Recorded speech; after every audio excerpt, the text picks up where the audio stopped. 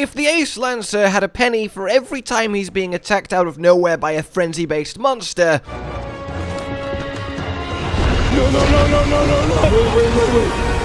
Wait. He'd have 2 pennies, but it's weird that it's happened twice, right? Hello, my fellow hunters. What a week for Monster Hunter. Okay, so there is so much to really properly talk about, discuss, theorize, and muse upon when it comes to the latest trailer and all of the surrounding juicy information. But the one thing that immediately stands out to me, and, you know, understandably a lot of you guys, there's a lot of buzz around it, is getting the sort of hard confirmation that, yes, the Ace Lancer is the Ace Lancer, that's who Fabius is, and while we all, you know, totally knew that because he literally just looked like him, seeing him in his actual lancing getup, and more importantly being attacked by a frenzy monster, in this case, the frenzy monster in Gore Magala, it's a little bit past a nod and more a, is this Monster Hunter 4 Ultimate 2? Are we getting Monster Hunter 4 Ultimate 2, Capcom? And it's just secretly called Wilds.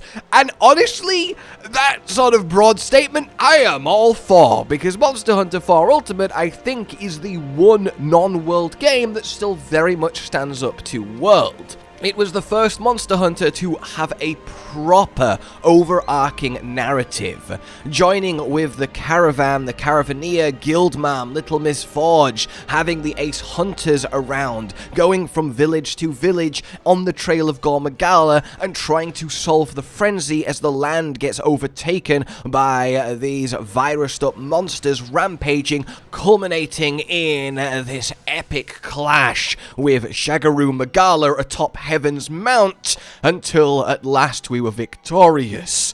It was truly phenomenal in many, many ways, as was a lot of the mechanics introduced. But more than anything, the characters really did shine for the first time in Monster Hunter. Seeing them all have their little endings in the final Legacies cinematic before coming back together for the next adventure, it really was heartwarming. You really had grown attached to this caravaneer and his crew. And of course, as soon as Wilds started having little sort of hints at that, it became a little bit curious. But I think now we very directly... Okay, we have 4U characters and we have Gore fucking Magala. It's starting to feel a lot more than just a little nod to the past. Aiden, the Ace Cadet in World and Iceborne, was a nod to the past. It was a returning character, but it wasn't a cornerstone or defining of the narrative of the experience. He was just there for veterans to find gnarly cougar, and he was, to anyone that hadn't played the previous games, just, I assume, a fine character that went along with you before eventually not dying to Fatalis. So, that's kind of where we started with Wilds, right? Because Gemma...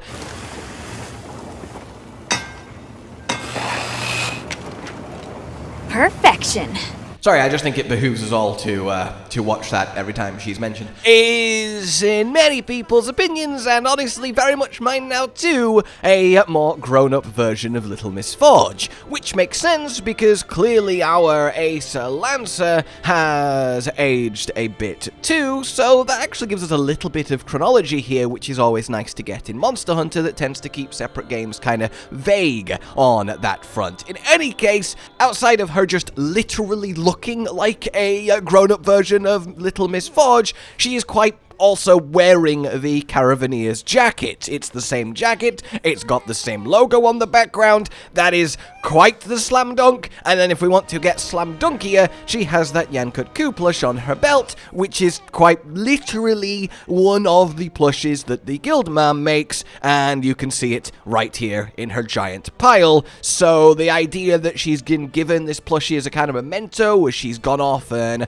entered this adventure, she's joined the Ace Lancer in this research commission for the Forbidden Lands to help out as the smith, to expand her smithing knowledge. That makes total sense. And maybe she even got given the jacket as a little "don't forget us, kid." That's definitely how the Caravaneer sounds. And that's all well and good. But that by itself, again, could have been nods. But then we do get the Ace Lancer. We get him actually named now in Fabius. He is now a leader of the Hunters Guild. He used to be a former distinguished hunter, as it indeed says, and now is all about the research commission that he took charge of.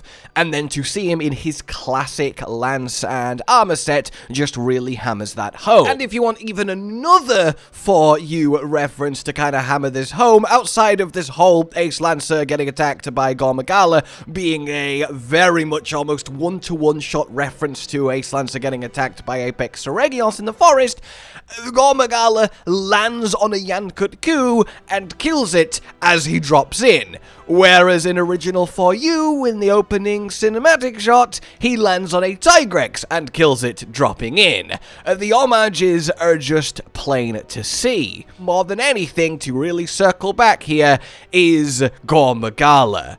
Because Gore Magala is not a monster you can add just kinda casually. I know that's exactly what happened with Sunbreak, but Sunbreak was the portable team. It was a more arcadey, handheld Monster Hunter, just having monsters that people like and are fun to hunt without it being, narratively important was totally okay in that game. It didn't need to have any kind of frenzy enough explained, as much as I think that might be a little bit of a shame. You were alright to just, hey, Gore Magala, we like Gore Magala. Whereas in mainline, in the essentially spiritual successor to World and Iceborne in Wilds, which we know from both the dev's own mouth and what we've seen, they deeply care about getting as detailed as possible with the nature, with the ecology, for the first time really focusing on a compelling through narrative, weaving the story into the hunts and the world seamlessly, literally seamlessly. World and Iceborne, of course, had stories, and they were for the most part really enjoyable, but Wilds is another step up, right? 4U crawled, World and Iceborne walked, and Wilds is running when it comes to the narrative thread.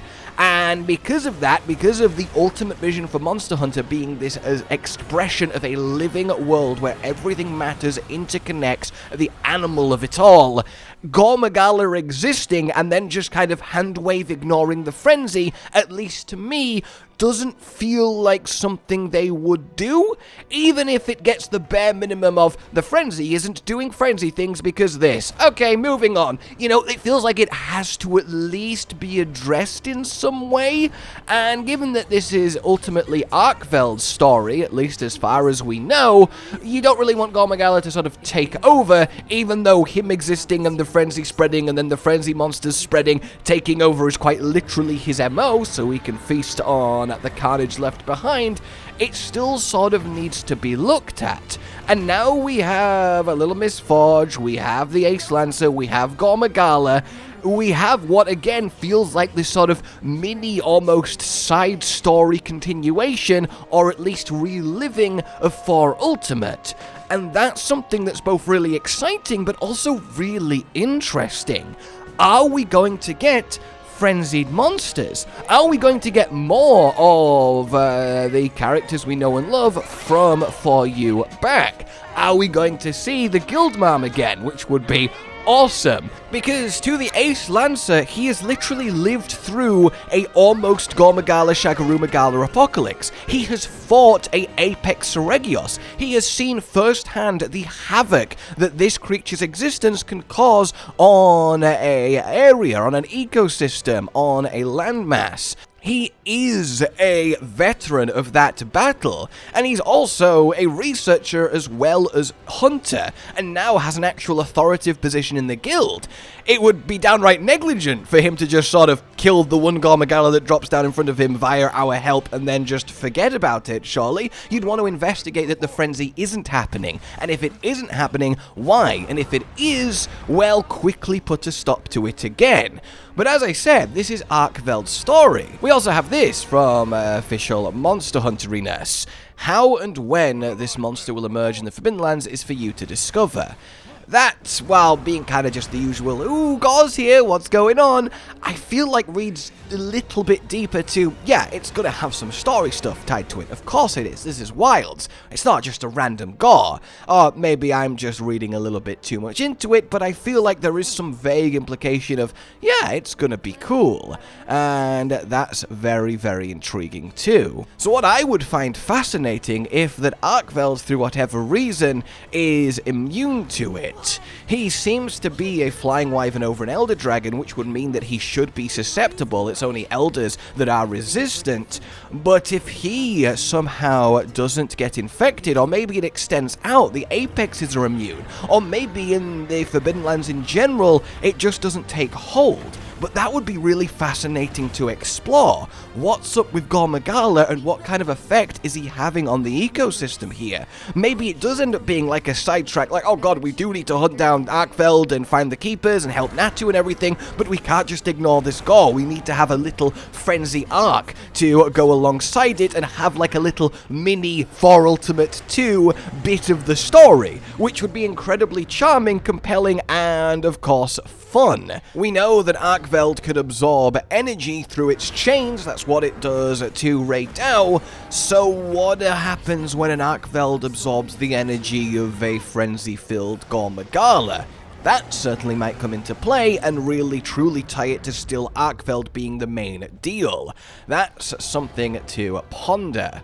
And I just think the pieces are kind of falling together with their ethos of the game, the characters that are coming back, Gore Magala rising again to actually have another round of some meaningful frenziness, to the point where I wouldn't be surprised if we genuinely do get some frenzy monsters this time around, unlike Sunbreak where it was sort of just ignored. And I think this whole thing is really, really exciting and worth keeping in mind. And of course, the question then goes to you guys.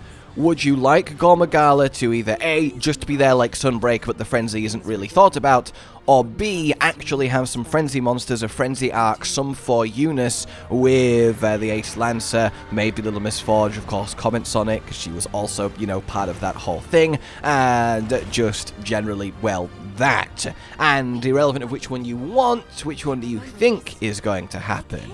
But more and more, I am convinced that Wilds is going to be a special game, and having some Thor Ultimate DNA is one of the best things that I could ever imagine for it, because that game truly was special.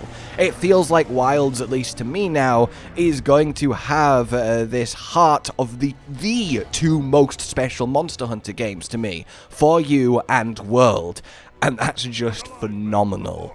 For now, though, as I said, let me know what you think. Like if you enjoyed this, subscribe, and hit the bell for more. Consider supporting the future channel on Patreon down below. And until we meet again, a goodbye. Josh, Cotton, and Hollow with the videos, dropping the humor like a hammer on your tippy toes, bringing entertainment on a daily arrangement to take our insanity and turn it into entertainment. Yes, I said entertainment twice, to reiterate that it is nice to look into your faces on a mostly daily basis when you let us in your homes to make the whole world a stage. Goodbye.